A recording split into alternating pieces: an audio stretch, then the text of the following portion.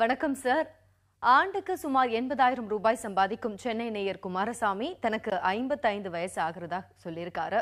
சென்னையில் வீடு வாங்க விரும்பும் நிலையில் தனக்கு 12 லட்சம் ரூபாய் வங்கிக் கடன் தேவைப்படுறதாகவும் அவர் தெரிவிச்சிருக்காரு. அடுத்த 10 ஆண்டுகளில் திருப்பி செலுத்தும் வகையிலான கடன் பெற விரும்புறதாகவும், வயது கருதி தனக்கு கடன் கிடைக்க வாய்ப்பு இருக்கிறதா அப்படின்னு அவர் ஒரு கேள்வி கேட்டிருக்காரு. உங்களோட பதில் என்ன?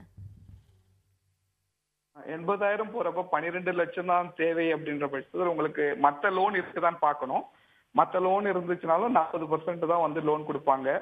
உங்க டேக் ஹோம்ல வந்து அதிகபட்சமாக உங்களுடைய இஎம்ஐ தவணை தொகைன்னு சொல்றோம் இல்லையா, அது அதிகபட்சமா 40% தான் பொதுவாக நிறைய வங்கிகள் வந்து தரும். 12 லட்சம் 80,000 ரூபாய் மாத வருமானம் உள்ளவர்களுக்கு வந்து 12 லட்சம் ரூபாய் அப்படின்றது ஈஸியா கிடைக்கும்.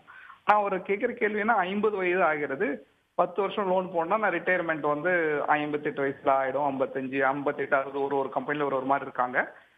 இது மாதிரி எனக்கு இன்னும் கொஞ்சம் எக்ஸ்ட்ரா ரிட்டையர்மெண்ட்டுக்கு அப்புறமாகவும் தவணை தொகை இருக்கிற மாதிரி இருக்கேன்ற டவுட்ல அவர் கேட்டிருப்பாருன்னு நினைக்கிறேன்.